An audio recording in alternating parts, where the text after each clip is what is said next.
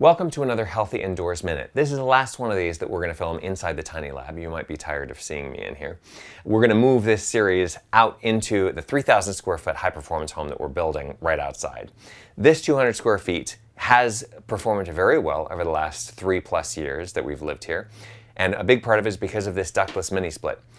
I love ductless mini splits. I will have one in my next house, even though I'm about to tell you something really horrible. The way that the ductless mini split, all of them, no matter what brand you're looking at, and Mitsubishi being the best brand in my opinion that makes these, but they all have a coil that wraps around the blower wheel. So the blower wheel is kind of embedded inside of the coil. They do this because it's very compact to make it that way. It means that the air comes in past the coil and then you've got the blower right there to distribute the air.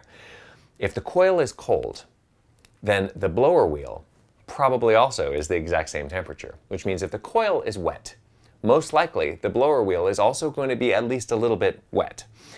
Now this leads to what my experience was last week. I horrified myself because it's been a year since I cleaned this thing, and I do have a video on how to take apart and clean this piece of equipment, and I'm putting it on the screen right now, so click on that information tab if you want to see that. I'll also link it in the description below.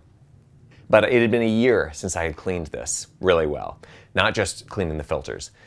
When I took it apart, I found out that I had been poisoning my family because not just were the surfaces, the smooth surfaces, coated with mildew and mold, but also the blower wheel itself had lumpy mold growing on it.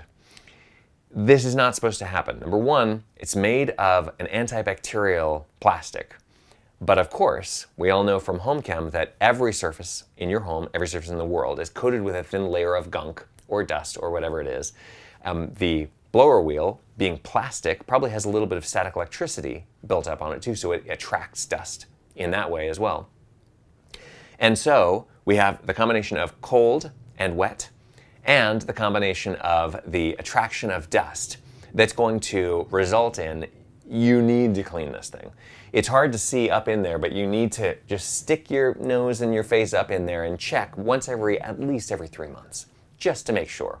Don't wait a year like I did. I will not be doing that anymore. I was so shocked that I forgot to get the camera out to actually take pictures or take a video while I was actually doing it because I felt so bad.